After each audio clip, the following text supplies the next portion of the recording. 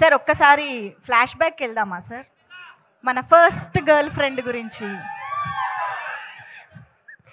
నా first girl friend పేరు గీత. ఇన్ని రోజులు మేము వేరే గీతా ఆర్ట్స్ గురించి వేరేగా విన్నామే సార్, ఇప్పుడే నిజం బయటపడింది అంటున్నారు. అదే చెప్తున్నాగా, పబ్లిక్ గా చెప్పాను కదా.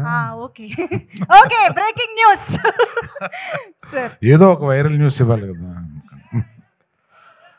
నేను 2021లోనా మీరు చెప్పారు కదా నాకు, ఫస్ట్ 21లో చెప్పారు ఈ కథ నాకు. అప్పుడు సినిమాగా దాన్ని మారలేదు.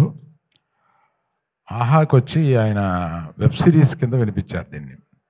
సినిమా చేస్తే బాగుండు అని అప్పటి నుంచి ఉండి, నేను ఎప్పుడు కనపడినా ఆయన్ని ఆ కథ ఏం చేసావు, ఆ కథ ఏం చేసావు, చాలా మంచి కథ, అది సినిమాగా వస్తే బాగుండు అని అనుకుంటే, అందులో ఆ అమ్మాయి అంత క్యారెక్టర్ని మొయ్యగలగాలి. ఇవాళ అంత క్యారెక్టర్ని మొయ్యగలిగిన కెపాసిటీ మన రష్మికకే ఉంది. అంటే ఎంత బాగా చేసిందంటే, బెస్ట్ యాక్టర్ వస్తే ఏమీ ఆశ్చర్యం లేదు, అంత బాగా చేసింది అమ్మాయి. అందుకని నాకు అంటే తనని చూస్తే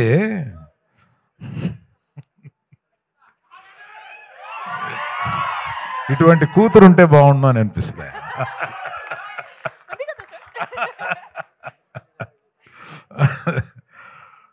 కూతురు లేరు కనుక. సరే, మనం ఇంకా ఎక్కువ మాట్లాడతాను. ఎప్పుడంటే మన ప్రీ రిలీజ్ వస్తుంది, దానికి విజయ్ దేవరకొండ తీసుకొద్దాం.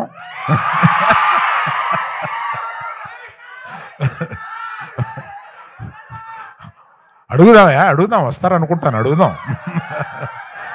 వస్తే బాగుంటుంది కదా. ఈ రికార్డింగ్ కూడా వినిపిస్తాం ఆయనకి.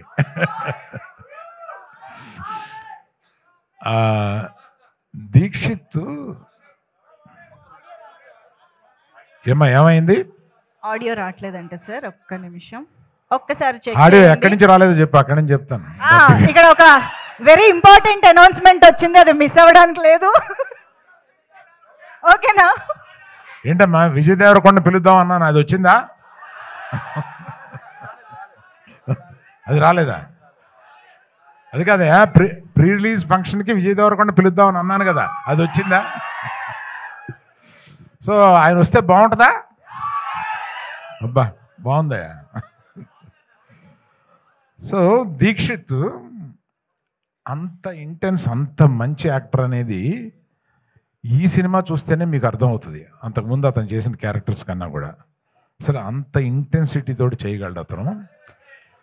బట్ అందుకని వీళ్ళందరినీ శిల్పాల కింద చెక్కింది మా డైరెక్టర్ గారు. ఆయన అంత ఇంటెన్సిటీ ఆయన మైండ్లో ఉంటుందని ఆయన చూస్తే అనిపించదు, అట్లా తీయగలడు సినిమాని. మళ్ళీ ఆడియో రావట్లేదంటయా. సరే అమ్మా, మిగిలింది మనం ప్రీ రిలీజ్ ఫంక్షన్ అప్పుడు మాట్లాడతాలే, ఇవాళకి సరిపెడదాం. పాప వాళ్ళందరికీ ఆకలి అవుతుందంట. Okay, thank you very much, bye.